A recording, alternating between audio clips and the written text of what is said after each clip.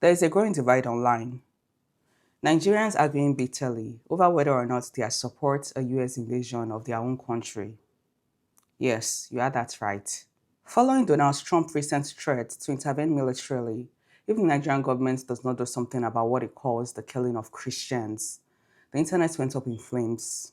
Some people are saying, let him come, let America invade, even if it means doom. Maybe that's what we need to finally end our suffering. Others are furious, saying America doesn't really care about Nigeria. This is just another excuse for control. This is just another Libya waiting to happen. And the truth is, both sides are hurting.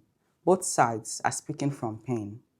When you really listen to the people calling for intervention, you can feel the exhaustion in their voices. They are not cheering for America. They are mourning their own government. Because how hopeless can a people feel to say, even if it means doom, let it happen? That is not rebellion, that is despair. These are citizens who have seen their loved ones killed in attacks, who have seen villages burned down, who have cried for protection that never came. To them, America isn't a savior. It's a symbol of attention, a sign that something is finally happening, a sign that someone is finally taking their pain seriously. It's tragic when people start seeing foreign bomb as a lesser evil than local neglect. It means the nation's social contract has broken. It means the people no longer believe their leaders can protect them. But then there's the other side. Those who are saying, wait, don't fall for it. They remember history, Libya, Iraq, Afghanistan, nations that were saved into ruins. They ask, since when does America care so much about African Christians? They see the pattern, the moral justification, the promise of protection, the sudden military presence, and then the endless chaos. And they are right to be cautious, because intervention is rarely about compassion. It's usually about control. And when powerful nations claim to be acting on moral grounds, there's often a strategic agenda hidden underneath: oil, influence, or leverage. It's easy to pick a side in this argument, but if we are honest, both sides are right.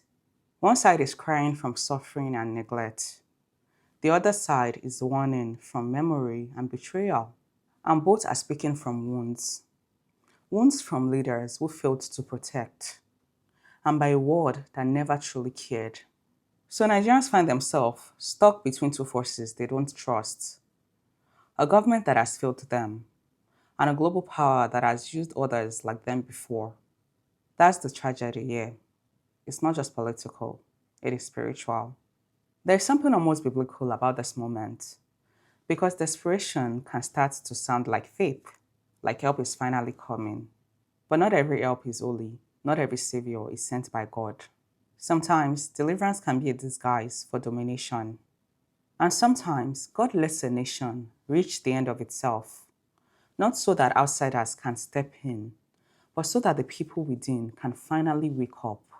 There's a verse that echoes in moments like this: woe to those who go down to Egypt for help, who rely on horses, but do not look to the Holy One of Israel.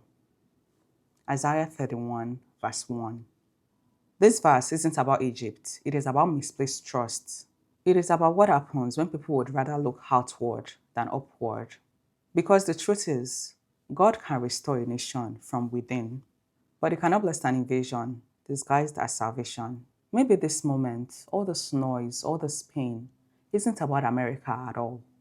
It is about us, about how far we have drifted from believing that change can come from within, from believing that leadership can be righteous, from believing that God can heal a nation we have stopped believing in.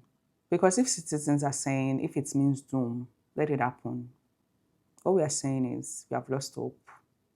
And if there's one thing I know, both as a Christian and as a Nigerian, is that God is able to raise hope from ashes. But that hope cannot be outsourced. Deliverance begins at the altar, not from an army.